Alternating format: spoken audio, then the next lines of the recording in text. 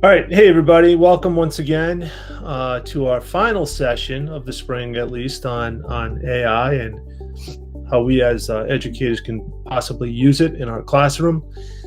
Tonight, we're going to be focusing on specifically how we can use AI for planning project-based learning units. So, everything about these past, including tonight, past 6 sessions has been around using AI, some using tools.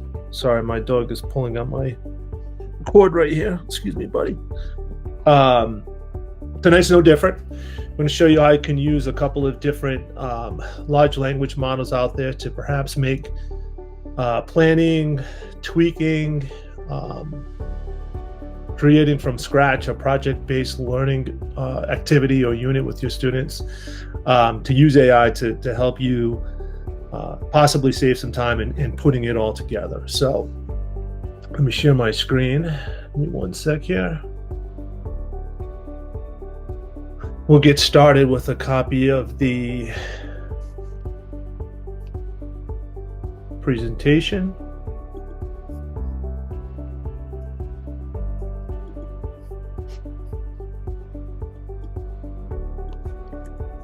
Start from scratch here.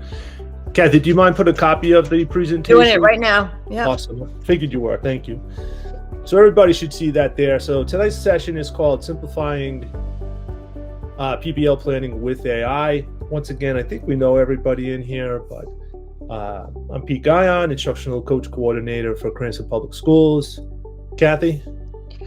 Kathy Torregrossa. I'm the District's Coordinator for Professional Learning, mentor programs, teacher evaluation. I also serve as a coach and do AI work as well. And the slides are in the chat, so you can grab those. Perfect. Thanks, Kath. So tonight, real quick, tonight's going to be a little bit kind of like the past couple sessions where we're going to speak for a little bit, share a couple things with you, and then give you time to use what we share to see what you get possibly from it, take some feedback, share some resources, and then that should do it. Potentially, I always say this, we might be finished a little early, but I have a tendency of talking a little bit more. So we may get you out early this evening, but hopefully it'll be something that you can definitely use going forward. So, and every time we say that, it never works. We kind of jinx ourselves. We'll try. We only really have, we'll see. We'll see what happens. So the agenda looks like this. Tonight we're going to talk about why AI. Kathy's going to talk a little bit about digital citizen versus a digital immigrant, what that possibly means. We're going to talk about what is project-based learning, otherwise known as PBL, how we're going to use and why we can use AI to develop some such activities. We're going to share some activities created by Cranston's instructional coaches and how they used AI to develop some project-based learning units. Then we're going to have some time to ask you to design your own, and of course, we'll be here for questions and answers as well. So, we think about project-based learning, and for those of you in Cranston, you may have attended some project-based learning sessions in the past that Cranston has provided. There's really, there's no exact way to do it. However, there is a way in which you can get the most, how do I want to say, the biggest bang for your buck, if you may. Because if, for instance, this gentleman, John Spencer, and I did use this quote here because I thought it was pretty good. The article's not too old right now. It's only 7 months now, but AI does change rather quickly. But the quote itself is, John Spencer is a former middle school teacher, current college professor on a quest to transform schools into bastions of creativity and wonder. He wants to see teachers unleash the creative potential in all their students so that kids can be makers, designers, artists, and engineers. He explores research, interviews educators, deconstructs systems, and studies real-world examples of design thinking in action. The reason I quote that and talk about PBL is because he's a big PBL person, and he has a different way of doing PBL. Cranston was provided a different way of doing PBL. For the most part, it was the same thing. But this gentleman, John Spencer, kind of took a deep dive into not only PBL, but how AI can help teachers with project-based learning. But before he even got into AI and project-based learning, he spoke a little bit about how AI is going to transform teaching. Once again, the article is not quite old enough yet. It's still relatively new, but for the most part, it is getting old rather quickly. But we do have a couple of videos from a couple sections, I should say, from this 9-minute video about this AI revolution and how schools are responding to it. So bear with me one second. I'm going to try to play these. You should be able to hear them. I'm going to do the one on the left first. And, well, we'll talk about it in just a second. Let's play it. The artificial intelligence revolution is here. That might sound like hyperbole. After all, the world looks the same. The revolution didn't arrive with Skynet and robots or with Blade-running cyborgs. It's been subtle. Autocorrect here, Grammarly suggestions there, an autofill option in Gmail and Google searches, a small chat at the bottom right-hand corner of a website. And most recently with ChatGPT, an artificial intelligence chatbot that answers questions.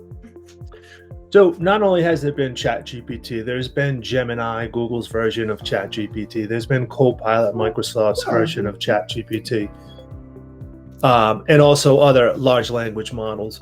So that was the first part of it. And then this last part is like how are teachers going to be using it? How can it possibly transform what's going on in your classroom? So let's play that second one. It's what I call the vintage innovation approach. Vintage innovation is a shift away from the flashy and new and over to the different and better. It's the counterintuitive idea that the best way to prepare students for the future is by empowering them in the present. Our students need to develop the soft skills that machines lack, like collaboration and empathy. In a world of constant change, our students need to be divergent thinkers. In an era of automation, our students might just need lo-fi tools. In a world of artificial intelligence, our students need to think philosophically. In a sea of instant information, our students need to slow down to be critical thinkers and curators. Vintage innovation is not a nostalgic call for the good old days. It's not a reactionary rejection of all things tech-related. Instead, it's a both-and mindset. It's the overlap of the tried and true and the never tried. It's a mashup of the cutting edge and the old school tools. It's the overlap of the timeless in new contexts. Vintage innovation is what happens when engineers use origami to design new spacecraft and robotics. And it's what happens when engineers are studying nature for innovative designs. As a teacher, it's what happens when you do sketchnote videos, mashing up hand-drawn sketches with digital tools, or when you blend Socratic seminars with podcasting. It's that service learning project that combines the deeply human hands-on learning with photojournalism. It's the old idea of commonplace books to explore new, relevant research. It's a design project that includes duct tape and cardboard and sticky notes and markers, but also digital modeling. With vintage innovation, we can avoid both the techno-futurism trap and the lock it and block it trap by asking, what does it mean for us to use AI wisely? How do we think critically about artificial intelligence as a tool? If you are a teacher, then you're an innovator. You're an experimenter trying new things. You're the architect designing new learning opportunities. In the end, apps change, gadgets break, technology will grow obsolete. But one thing remains: teachers always change the world. And artificial intelligence isn't going to change that. So the kind of gist of the whole video was how AI can potentially be used to transform teaching. Based on his version of it, it's kind of combining the old with the new. Clearly, AI is not going to replace teachers right now. There are some people that think perhaps down the road. I don't think so. I think if you've ever, or Kathy, if I've ever talked about it, they just missing that whole empathy piece, the whole relationship building piece. So that's not going to happen. But for those of us who have been in education long enough, this isn't just another fad that's come full circle, but called something else. It's something completely new, like the internet. So how do we embrace it? How do we use it? How do we? I know Kathy talked about it last week when I wasn't here, how to use it and to teach students to use it responsibly. All great questions, and this, we can continue that conversation and go on and on with that. But ultimately, how can we use AI to transform education is what we're trying to, and hopefully with these 6 sessions that we've talked about, hopefully give you a clearer picture on how that possibly could be. We don't know it for sure. I mean, as I mentioned in the video, things change so rapidly. It seems like AI industry is hardly regulated, if regulated at all, and there's always a company to outdo the next, and what's going to happen, we don't know. And we've often referred to it as a wild, wild west, but sounds like it looks like it's here to stay. And how can we embrace it? How can we teach our students how to use it responsibly? It's kind of what we're talking about. What this article, this quote from this article from Education Week talked about here. Technology powered by AI can be good at answering questions, but an overall reliance on that kind of tech can short-circuit students' development of problem-solving skills and critical thinking skills. And that's like the biggest thing that we hear from teachers is like the over-reliance on AI. Kids aren't learning how to think critically, so on and so forth. So the reality is we are preparing as educators, students for a world that we have no idea what it will look like in 10, 20 years. Even at this point, even 5 years at this point. What we need students to take from us right now are what we've always done: kindness, equity, critical thinking skills to challenge the information that they are seeing. So how can we look at this whole AI thing, and how can we not only use it in the classroom, but how can we also continue to show kids how to use it responsibly? Which kind of gets into this next slide that Kathy's going to go over. Kathy, do you want to share your screen, or do you want me to just keep it on? You can keep it on your screen. You know where my talking points are. We've done this a while. So I just want to talk about this idea of a digital citizen versus a digital immigrant. So this is a combination of thinking from both myself and Mike Giblin, who works at Cranston High School West. He's a tech ed teacher at Cranston High School West, and he's one of our instructional coaches. And I had come to this one of our instructional coaches meeting with this idea of a digital citizen versus immigrant. And then I was talking to him later, and we kind of fleshed it out a little bit more. The idea is, and I've been talking about this a lot in the past, and it seems to be coming around again, that we all know that the kids in our middle schools and high schools are different. The middle schools and high schools are not like they used to be. They're radically different. And I don't know if anybody has heard about the book, The Anxious Generation. If you're interested in why the kids in middle school and high schools are so different, read that book. It explains it. It's unbelievable. But it goes to this. In 2010, Siri was released. We could talk to a device. In 2011, Siri was now on phones. We could talk to our phones. Alexa came out in the very early part of 2014, Amazon Echo in 2015, so on and so forth. And AI comes around in 2022. The difference between 2010 and 2015 was a radical change in society. We now could talk to a machine, and anybody could do it. It's not just the people that are developing it. It's not just the folks in some kind of lab. Anyone could do it if they had a phone. which means our students, our young kids, started talking to a device to get homework help, to learn how to spell something, to ask them to play music. And our students who, we had cell phones before that, but students started getting phones at younger and younger and younger ages, which meant they were accessing this personalized technology at younger ages. And in this book called The Anxious Generation, he explains that our kiddos between that 2010 and 2015, as technology started taking off and became very personalized and younger kids had access to it, kids stopped going outside to play with other people. They stopped learning how to deal with peers who solve problems without killing each other. They stopped learning how to figure out and work together and, collaborate and all those, because now they just had a phone and the phone would do whatever they wanted to do whenever they wanted to do it. So it was a radical shift.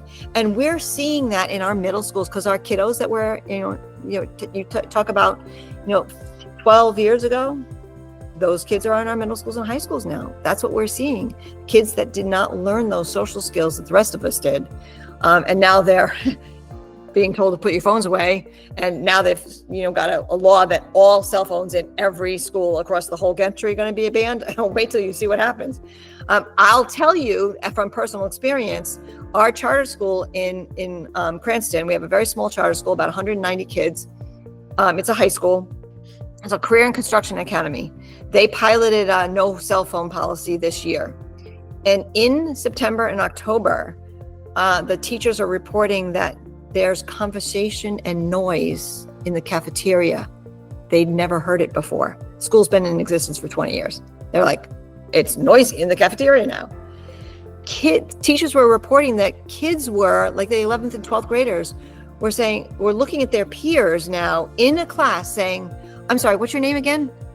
They'd been in class with these kids for 3 or 4 years because they were so tied to their phones. So now the kids are actually like talking to each other. It's amazing, right?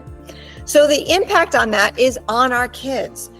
And we have to understand as teachers that we're not going to get rid of all of that.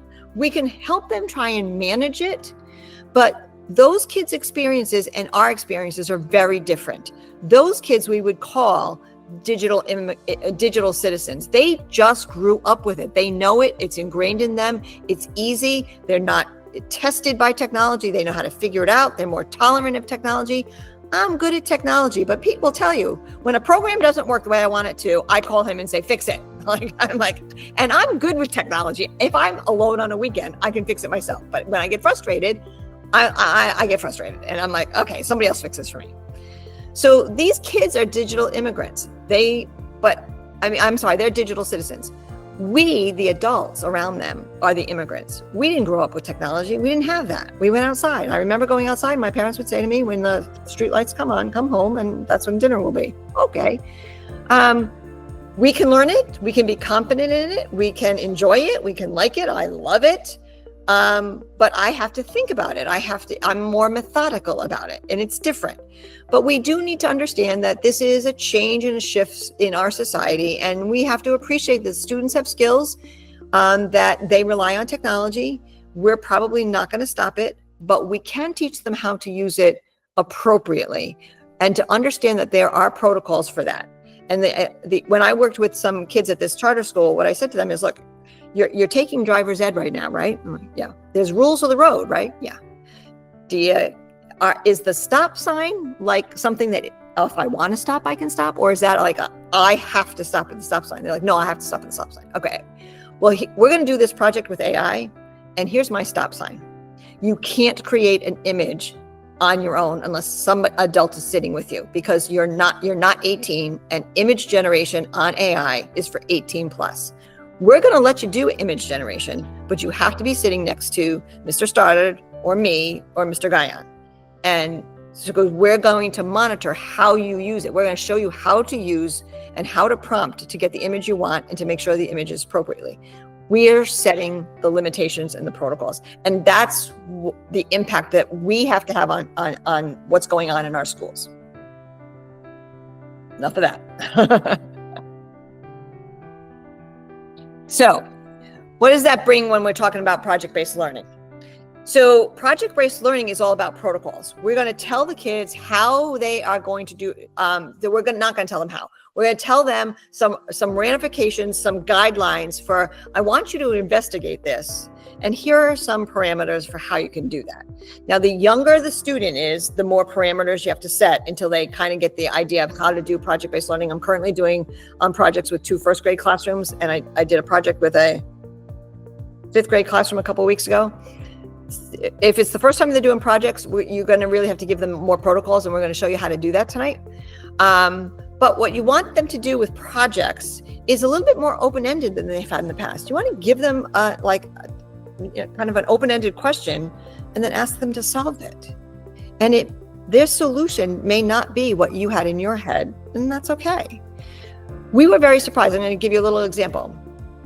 We were a little surprised in the first grade classroom. We wanted the students, part of the students' curriculum, first grade curriculum, is understanding the animals that are native to Rhode Island. And so we started listing animals, and they're going, oh, the red tree frog. I'm like, nope, Amazon animal. And they're like, oh, cheetah. I said, no, African animal. Like, you have to think about the things you see in your backyard, the things that you might see at the beach, the things you might see if you go for a walk in the woods. So they finally came up with some animals. And then we took them on a little tour of a website that showed them some animals, and they picked some more. And then they had to decide on which one of the animals they really wanted to delve into. Well, the animals they picked are not like, they did a Luna moth. Who would have ever thunk that one? Luna moth. They picked a very specific type of salamander. I didn't even know that we had that particular salamander in Rhode Island. One of the kids picked the bald eagle, and I'm like, let me think, oh yeah, we do have them in Rhode Island now. So it was very interesting. So sometimes the kids will take a project to a place that you didn't expect, but the point is that the kids have choice and that they are tackling some kind of a problem or a research project that is engaging to them. And so in order for it to be engaging to them, it has to be meaningful. So let's define PBL. There are a couple of key features of PBL. First of all, it's very student-centered. You can set parameters as a teacher. I was like, we're going to learn about the Rhode Island habitat, the Rhode Island animal habitats, native animal habitats. So I can give them a problem. But then the way they go about finding out the information and how they present that information to others, that's up to them. So it has to be student-centered. They have to decide how they want to learn. Do they want to look at videos? Do they want to read books? Do they want to search online? All that's fine. Teacher acts as a guide. If you want some videos, I'm going to choose some videos for you. And I'll give you a whole list, and you pick the ones you like, because I've already curated them. I know that they're fine. If you want to go to a website, let me curate it for you. And the other thing is, we want them to be like looking at real world issues. This says real world problems, but it could also be just real world issues. It's bigger than just problems. For our older kids, problems are a good thing. Get them thinking about how to solve some of our world's problem. We need new thinking on these issues. For our younger kids, it's more about, okay, things that are happening in the world that they have control over. And the very first project I did years ago with Lisa Barrentine's classroom was they were studying all the different kinds of weather. And she wanted the kids to come up with like a safety backpack of things that if things go wrong, you lose your power, the tree falls on your house, that kind of thing. What would you need to keep your family going in a backpack? We wanted it contained. So, what would you need in that backpack? And the kids came up with great things. They needed a first aid kit. They needed some water. They needed a blanket in case they got cold. And then, of course, they're kids. They were first graders. I need my stuffed animal so I can go to sleep at night. Okay, that's okay. That's fine. So it was very personal to them. The other part about a PBL is it's not done in a day. It's not done in one session. You have to think of longer sessions. So with young kids, you might do like an hour or two a day for 5 days and you're done. Or maybe an hour or two twice a week for 2 or 3 weeks and then you're done. For older kids, you might be able to do a shorter or a longer thing because their attention span is longer, and you might have other content going on and you're only giving them, 1 class or 2 classes per week to work on it. But you have to allow for that in-depth exploration. They have to figure it out. They have to investigate. They have to ask questions and then find the answers to those questions. It takes time. And then this is the last part here, the 21st century skills. That's probably my biggest plus for project-based learning is when you think about those digital immigrants versus citizens. These kids like technology and they've lost that ability to not lost, but they're not as good at those personal skills, that collaboration. We know that it's hard to get kids to work together without fighting nowadays, and to do some critical thinking. But project-based learning kind of forces that. It's just a natural extension of what happens in a project-based learning. Kids are making decisions, asking their own questions, then figuring out how to find the answers to their own questions. So it helps the kids do some critical thinking. They have to collaborate with take things apart. We had one of the kids that was doing the monarch butterflies, was one of the Rhode Island insects.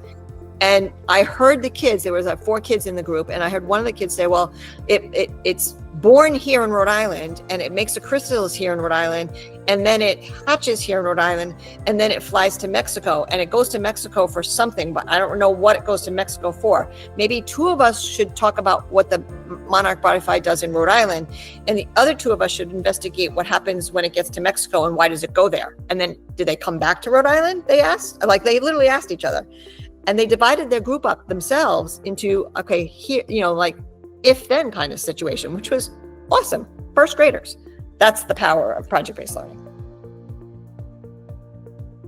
So it's just it is a learn by doing kind of thing. It's from a teacher perspective of beginning this process. It could be a little bit overwhelming, but just, have some faith in your students that they actually they can dig in deep. They can figure it out. Kids are naturally curious. You just kind of got to give them the opportunity to look at the world around them and say, I'm going to empower you to research this or solve this problem. So we've got 5 key questions to ask when you ask yourself. And I'm going to start this by saying that for all of you, it's really important that when you're doing project-based learning, that you keep it connected to your curriculum. Any district, Cranston included, has a lot of curriculum standards, right?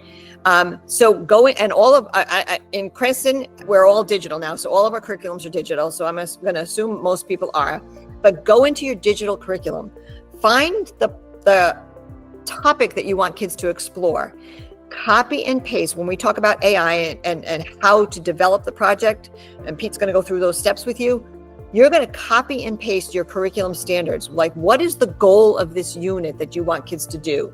Copy and paste that in. What are some of the products that might happen? Copy and paste that. Copy some stuff right out of your digital curriculum, and you're going to put that into your prompt and put that into your project.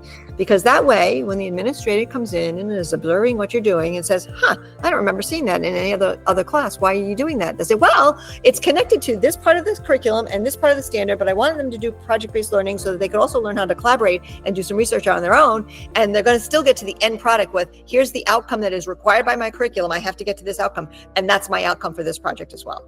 So it's still connected. But I'm also doing, in our Cranston strategic plan, and probably in almost every district-wide strategic plan, is having kids do problem-based learning, project-based learning, but also having students collaborate, work together, solve real-world problems. Those are all those key words. So what are the big ideas that you want kids to understand? Those that really come from your curriculum standards. So the core concepts come from your curriculum. What's the driving question or challenge that you're going to use to spark curiosity? That's what AI can give you. AI can give you great questions on that. So if you import and copy and paste your concepts, your curriculum standards, and then say, give me some questions that I could ask kids that will help them investigate this topic. So we're going to show you how to do that. Access to resources. AI is a wonder world of giving you resources. So to ask AI to give you what I did for the native animals one is I just went into AI and said, I use Gemini. Can you tell me some places to go to look for resources for, or can you tell me some YouTube videos for, or can you give me some titles of books that kids can read on this, and it gives you the list. Now, this is where you have to have, these last two questions are where you have to have a little flexibility in your schedule and your thinking. How are students going to demonstrate their learning? This is the final project. So you might, in your mind, think of the old school kind of projects. I want you to do the science board, the trifold thing, science board, or I want you to create a poster or what. The very first time you do project-based learning with kids, like with our first graders that we just did a project with, we gave them a poster and we said, the end product here is you're going to create a poster about your Rhode Island native animal, insects, whatever, amphibian or bird. You're going to create a poster and you're going to present that poster to your classmates and to the other class as well. How they created the poster was up to them. What they put on the poster was up to them. Who was going to do what part of the presentation? Up to them. How they were going to present? Up to them. But we gave them a few parameters. We're starting a new project in a week and a half, the first week of June, and we're giving them less parameters because they've already done it now. They have an idea of what this whole project-based stuff is. So a little bit less presentation. So you can give them the parameters, or you can let them have input into the parameters. And then you have to do this funky balance between student choice and structure. Project-based learning is really about student choice. You want the students to have a lot of say in what they're doing. You might have something in your head that you want the kids to accomplish. You might have a curriculum standard that you need the kids to accomplish. But in the process of their research, they may find this really interesting thing out there. You got to give them the space to go ahead and investigate that as well. So that student choice is really important. Again, structure, like we provided the poster activity for the kids. I know that there's going to be kids in the next project that are going to want to do a poster because that's what they're familiar with. And our role as teachers will be to say, you can do a poster if that's your comfort zone, that's fine. But you could also do, a diorama, or you could also create a video, or you could also do this, think about it. What else can you do to share the information? It doesn't have to be a poster. So to give the kids some choice in how they do that. Awesome. Thanks, Kath. So what can Kathy and I give to you to make this whole process easier, basically, is ultimately what we're here for tonight. So Kathy and I have presented on this in the past, and what we have shared in the past is like a template where the template includes questions that Kathy, had just gone over, and then they answer the question, and then they kind of paste that into like a large language model. So we would try to figure out the easiest and the most efficient way that we can give something to you instead of kind of going through that process. So what we came up with, if for those of you that are familiar with my newsletter, I'm going to actually stop presenting for 1 second, and I'm just going to switch the way I present to my entire screen. Perfect. So in my newsletter, you probably in the top right-hand corner, you've seen, I call it the prompt corner. And in that corner, the prompt corner, there's a link to this document here that has all of these different prompts that you can just copy and paste into a large language model, ChatGPT, Gemini, Copilot, whatever the case may be. So what Kathy and I did is something exactly like this, where we're going to give you a prompt that you're just going to fill in the particulars, the specifics, some little contextual stuff, and then you're going to take that entire prompt and you're going to paste that into a large language model. Once again, ChatGPT, Gemini, Copilot, so on and so forth. And you can do the same thing with all of these that I have in the prompt corner as well. So this prompt right here, for instance. Excuse me, Pete, just like we're seeing the whole video screen kind of in the middle of your. Oh, yeah. Yep. My bad. Yep. Thanks. Yep, my bad. Move that right down here. So my apologies. Thanks, Kat. So what you see here is a prompt for being a fitness GPT. So I put different things in there. All you have to do as the teacher is you can just copy this entire prompt, paste it into a ChatGPT or a Gemini, and then just put in some specifics. And then it acts as a fitness GPT. Well, what we created for you this time was a prompt template specifically around project-based learning. So there were two different prompts that we wanted to give you. One called the full template, which looks like this. Kind of gives some directions to what is asked of each question. It gives you some examples. So this is your entire prompt here, and it kind of tells you, okay, like for grade level is pretty easy to answer. Obviously, subject area, a title if you have one, what to put for objectives, what to put for the driving question, what to put for the final product outcome, so on and so forth. Little too wordy, so we decided to kind of give you an abbreviated version of this where it looks like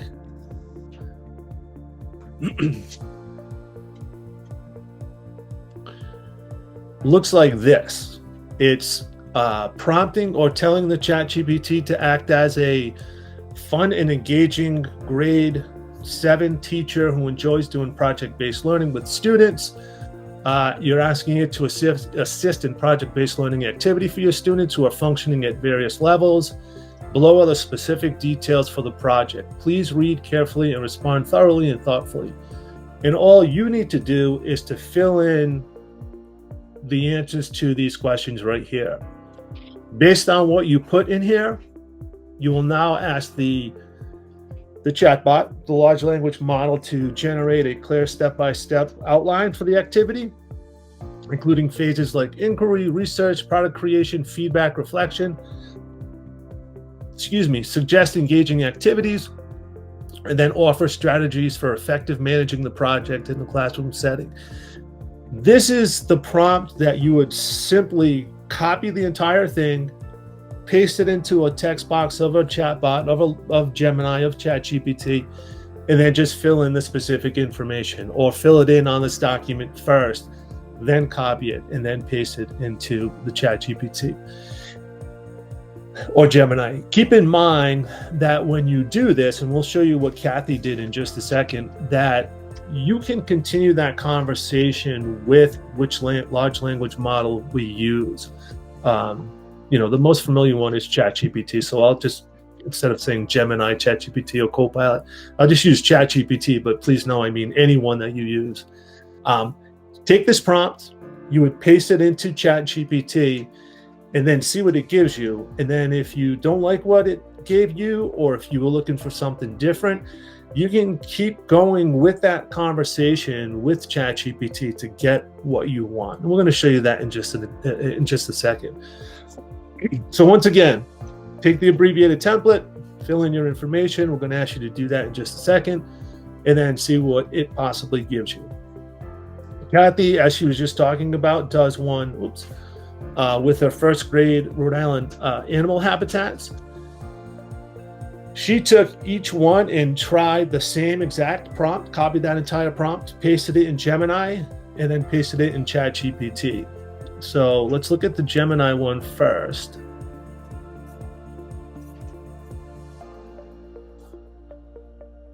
The Gemini one's nice because you can easily export it to a Google document.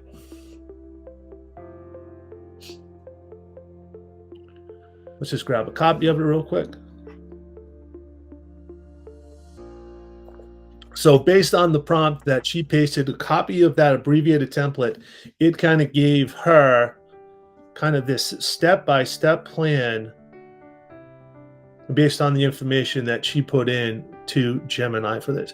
It gave phase 1, it gave what we'll do, the engaging activity, some questions to ask, technology fun, phase 2, some helpful resources, age-appropriate websites, making a masterpiece, sharing discoveries, kind of broke down everything for her that, for those of you that have done project-based learning in the past, if you were to do something like this, probably know that it takes you quite a bit of time to do something like this. Is this 100% correct? Only it's up to you, obviously. Our recommendation is to make sure that you go through everything that's generated from ChatGPT to make sure it's what you want. The same exact prompt was pasted into... Oh, okay. Just as you're moving, you go ahead and bring the next one up, and I'm just going to share one thing.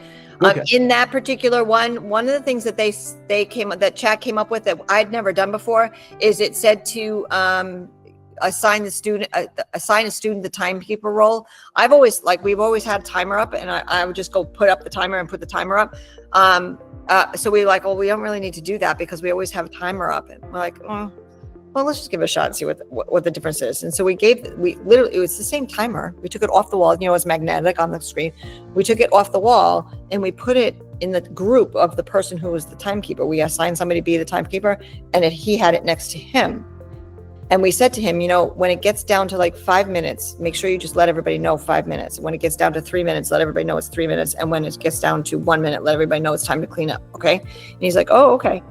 And I gave it to one of the top students that needed like an extra task to do to keep him on task. It worked so much better having the student take control. Kids listen to him. It was important to them to listen to him. So just that little minor tweak made a big difference in the classroom, that somebody had the role of timekeeper and I better listen to my peer. So that was kind of cool. Slightly different outcome. Here is the exact template that Kathy had filled in. You see all of the questions here. If it's large enough on your screen to take a look at. ChatGPT. You have access to it in the slide though. Yep, you do have exactly. You have access to the entire chat, if you may. And here's what ChatGPT produced for her. Once again, a little different from what Gemini had done, but you kind of get the idea. Gives you a breakdown based on the prompt that we had given you. This one provided the websites, which I don't think the other one did.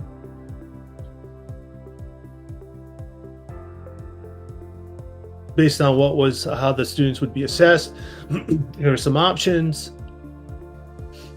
And you can kind of take a look at everything that was kind of given to you here. One example one question that was asked was when it was finished generating, when ChatGPT was finished generating, it says, would you like editable planning templates, rubric charts, or student worksheets to go with this? It even took it one step further. Kathy wrote, yes, please create those, and it continued to create some additional things based on that question. And you can continue this conversation if you were looking for something else. If one of the assessments possibly would be an oral presentation and you need a rubric around presenting orally, you can ask ChatGPT to generate a rubric based on whatever criteria you're looking for within that oral presentation. So it's almost like a digital assistant for you to take you through the steps of the planning the project-based learning unit, and then be there to tweak anything that needs to be tweaked.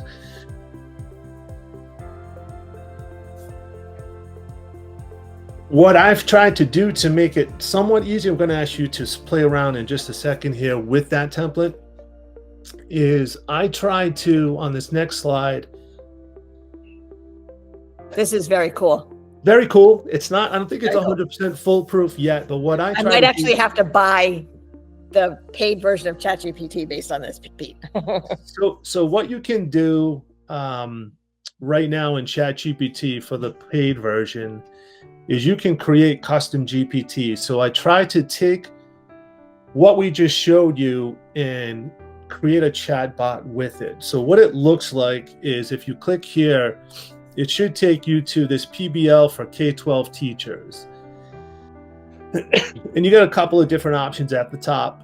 Some to give you some examples of what a PBL unit might look like, or you can start from scratch. And if you were to start from scratch, it's going to take you through the questions that are on that template.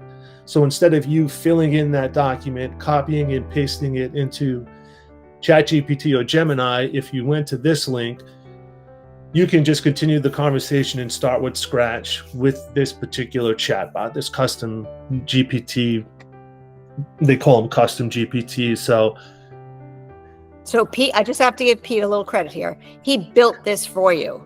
And so now if you go into this, you're just going to ask the questions. You're just going to answer the questions that this chatbot is going to ask you. And it's going to walk you through building your own PBL project. And Pete built this for you, and now you've got it. And this is flipping amazing.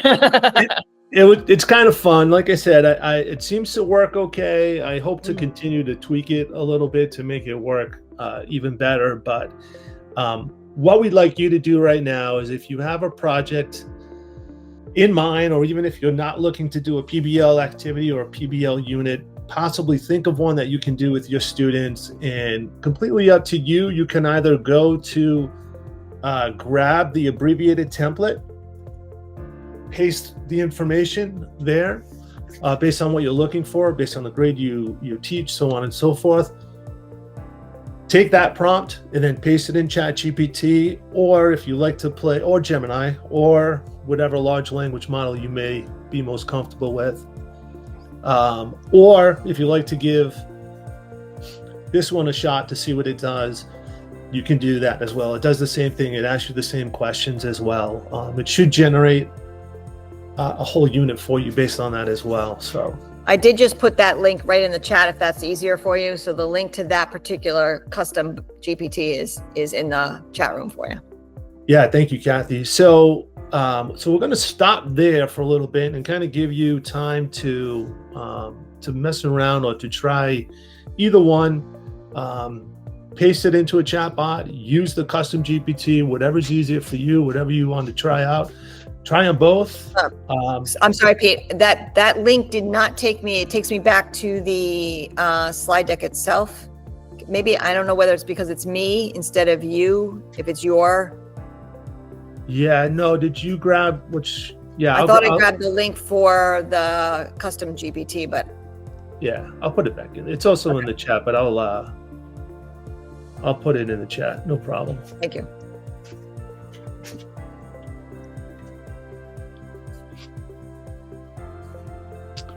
That should do it for you to mess around, to try around with that. It is 7:22. We have a few other things to share with you after this. I think to maybe honor our word for session 6, Kathy, maybe we give them 13 minutes, takes them to 7:35, and then we'll just kind of wrap up, maybe see what you got from prompting. Try both of them, see the different results that you get. Continue to ask questions within that prompt, see what it offers you. Maybe at 7:35, we'll come back. We'll quickly just go over what you might have noticed or recognized, or whatever the case may be, and then we'll just kind of go over a few more things, and we will get you out here earlier. Kathy and I will be here to answer any questions, though, in the meantime. Have fun. The PBL one that I created, Laurie, it's free. It's free for you to use. Yep. It's only paid to create one. Does that make sense? So if you wanted to create your custom GPT, you need to have a subscription to create one. But once I create one, then anybody can use it. You don't have to be a paid subscriber. You can do the same thing in Gemini. It's called Gems. Gemini has Gems. It's the same thing. It's a personalized or a chatbot for a specific task. One thing that Google doesn't do with its Gems yet is it doesn't allow you to share it. So like I created one in a PBL one in Gemini, but you can't use it. Jay can't use it. Melissa can't use it. So it's kind of defeats the purpose. I'm hoping, I'm hoping that at some point Google will change that. But in the meantime, I just did it in ChatGPT. Thanks for creating that. It's great. Yeah, it should start off with a fun, educational, hopefully clean, appropriate joke, and then take you through all of those questions in the template, and then ultimately create something for you. So we'll give everyone until 7:35. We'll both be here.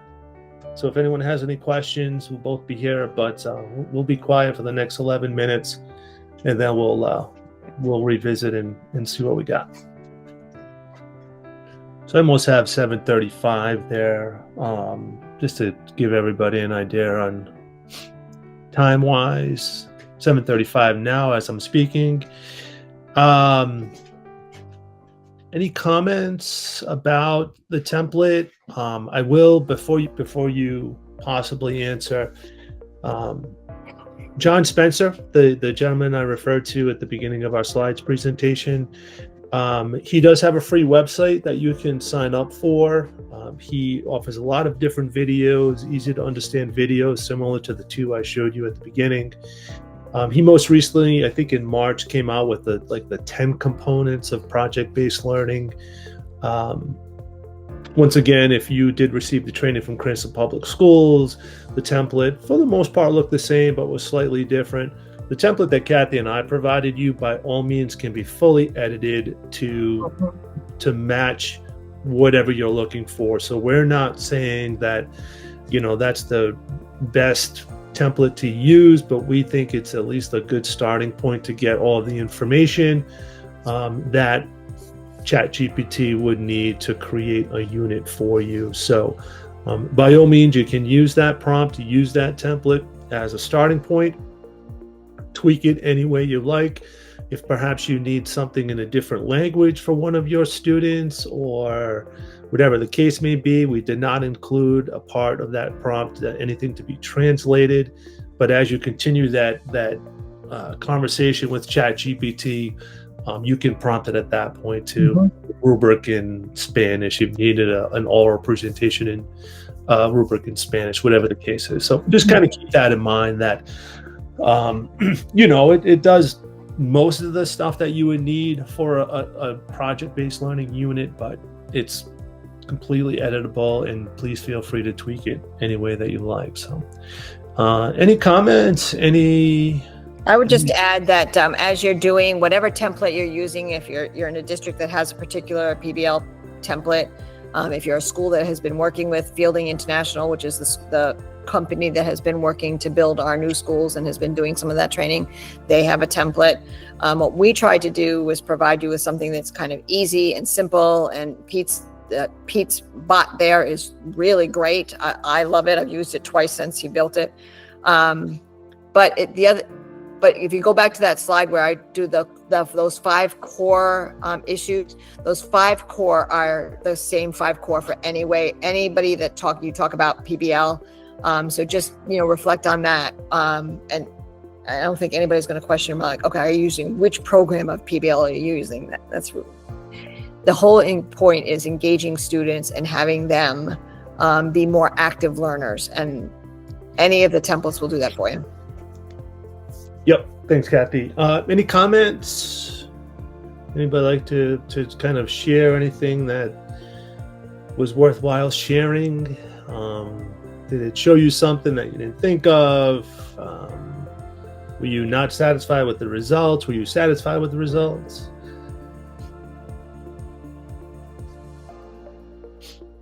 You're just checking emails?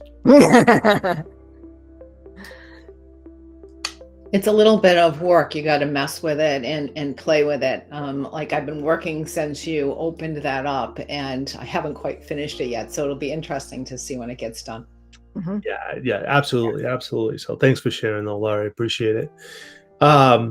As with anything that Kathy and I shared over the past few weeks, a couple months now, actually, that a lot of it, and we have talked about it, and using something new, there is that learning curve. So at the beginning, it will take time to get used to it. But hopefully the more you do it, the more you familiarize yourself with it, the easier it becomes, and it will save you some time in the long run. So, and then worst case scenario, you can always reach out to either Kathy or me.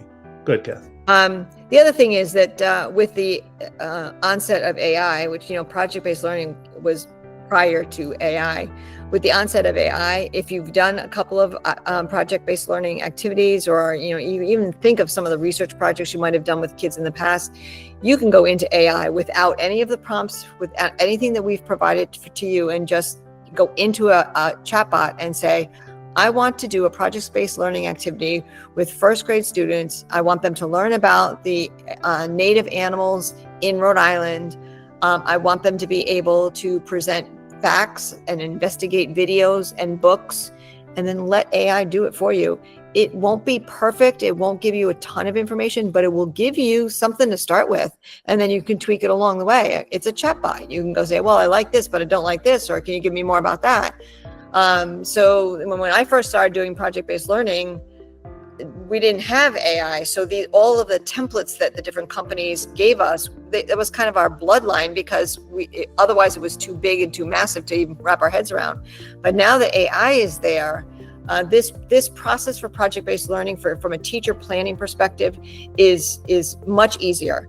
And the other thing that I've noticed now, because I've been doing project-based learning because I was trained by Fielding International way back when, the thing that I notice now is I always walk around when kids are working on a project. I always walk around with my computer open, ready and willing to help them out, and just say, okay, because I don't want my elementary students to be on AI, but I certainly can use AI as their teacher and help them. And so, well, what are your questions? What do you need? Come on over here. Let's type it. Tell me what you want me to type into the computer, and I type it in. And I usually type it in and then kind of turn the screen away, just because I want to make sure that what comes up on the screen is something appropriate for that student to be looking at, right? You never know. And then I turn it back and say, okay, there's a couple of videos here. Before you watch them, I want to just take a look at them and make sure that they're worth your time. But if they're good, I'll bring them over to you. And then I'll look at the resources and then provide them back. But like in real time, if they've got an hour to work, they can ask me a question and I can answer it and provide a resource for them within a few minutes. So it's a big difference in the way that kids are learning and their student engagement. Yeah, so what we did do on the following slide is we did share some other examples of some instructional coaches in Cranston. I will say that the examples linked here are with the original template that Kathy and I generated for them. But you can take a look and get an idea on what they did and what type of response they got in putting that older template into ChatGPT. The bottom one there, the Magic School Exemplar, grade 11. For those of you that aren't familiar with Magic School, it's very similar to Khanmigo, but they have a ton of tools, about 3 times as many tools on Magic School. But one of them is, let me share that tab instead. One of them is a project-based learning generator here. So Magic School is just magicschool.ai. There is a free and a paid version. You have access to the PBL generator. If you're not super comfortable in going back and forth with ChatGPT, you could perhaps start here and clicking the PBL tool. And it's just going to ask you the same questions, more or less, that we ask you in our template. And then it's going to generate a unit for you there as well. So it's not as lengthy as the template that Kathy and I gave you, but it'll definitely get you started. So the exemplar that's linked in the slides presentation is, if you click exemplar here on the tool, kind of gives you an example of what Magic School can do for you.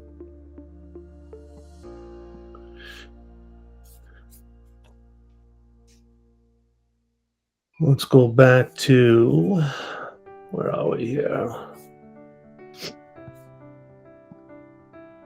Let's go back to this page. Okay, and I think we're mostly Cranston here, so I think you all get a copy of the newsletter. But for anyone that perhaps looks at this video later on, or if you haven't signed up yet for teachers, unfortunately, you'll get it automatically if you're a Cranston teacher. But as you know, I try to include recent Google updates to keep everybody aware of what's happening. This is the most recent newsletter that went out. Previous issues can be found on my website, which is linked here. If you're not a Cranston teacher and you wish to sign up, just send me an email by clicking here. What Kathy and I try to do is not only keep you updated with Google updates, we find other free resources or different ways to use free websites. The prompt corner always has something new in it. I'm going to keep it in that one document. And the next newsletter will probably be that PBL prompt. So we can all. I was just going to say, Pete, you need to put your PBL thing in the next newsletter. Yeah. That's a good one. Yeah, we'll try to keep it all those prompts in one spot, so you can just copy the prompts and paste them into into ChatGPT, tech tips, so on and so forth. So you can kind of see there. It is one page. We try to keep it brief, and it goes out at the beginning and the middle of each month. A couple of resources here that Kathy and I referred to in putting this together. Not to go through all of them, because once again, I promise I'll get you out a little earlier, but there are some different links here. The John Spencer one, the one at the very bottom, he talks about, the 10 different things that still belong in the PBL unit. Good article, but you also have an option in that link there, somewhere in that article, to sign up for his free newsletter. He doesn't inundate your email, your Gmail inbox with a ton of emails, but he does usually have some pretty good articles that talks about AI, talks about good teaching practices, and talks about PBL as well. But there's some other articles in here as well. Project Pals is also another website dedicated to project-based learning and how you can use AI for project-based learning. Of course, we talked about ChatGPT. We linked Google's Gemini. Google's Gemini continues to improve. Personally, I don't think it's quite at ChatGPT yet, but it's getting real close, especially with the newer model that just came out. One of the wild things that we talked about student use is that Google is trying to get kids under 13 to use Gemini. In fact, through like a family account. And it's going out in the next newsletter, the article that talks about it. So I think, Kathy and I think the one thing going into next school year, 25-26, is now moving the direction towards student use of AI tools, even students that are below the age of 13. Right now, many of the tools are 18 plus, some are 13 plus, age 13 plus, but it looks like real soon, probably next year, there's going to be a shift towards even younger students using some different AI tools. Gemini and some of the Google tools are nice because when we talk about data privacy stuff, they're protected within our Google domain, but that's for another day. We have linked Copilot. You can sign up for a free Microsoft account, but you can also use Copilot for free as well. We've obviously done some sessions on Khanmigo, Brisk, and Diffin as well. So we wanted to just include those. One final thought, Kathy had found this, goes back to 2023 now. AI won't replace humans, but humans with AI and know how to, I should add to that, I'm paraphrasing, and know how to use it responsibly, chances are will replace humans that aren't familiar with AI or aren't familiar with using it responsibly. So, keep in mind, it's probably something that's here to stay. So how can we possibly use it for, to help transform our education, our instruction, and get students ready for post-high school careers. So, yeah, AI is, oops, sorry. Nope. I was just going to say, Kathy, I saw you one step ahead of me. I did link the PLU certificate here, but I know she just linked it in the chat. I saw it just come through. So yeah, thank you, Kathy. I know you want to add something. Please go right ahead. Just as a final thought, based on this particular quote that Pete ended with, I also talked with another committee that of educators, leaders, not educators, leaders in education, that really have not been very receptive to the use of AI. And one of the things that I told them is it's really important that teachers kind of move with the times. And, it is our responsibility to prepare kids for the workplace. And we know that AI is going to be in just about every workplace if it isn't already. So it is our responsibility to do that. But it's our responsibility to teach the kids how to use it responsibly.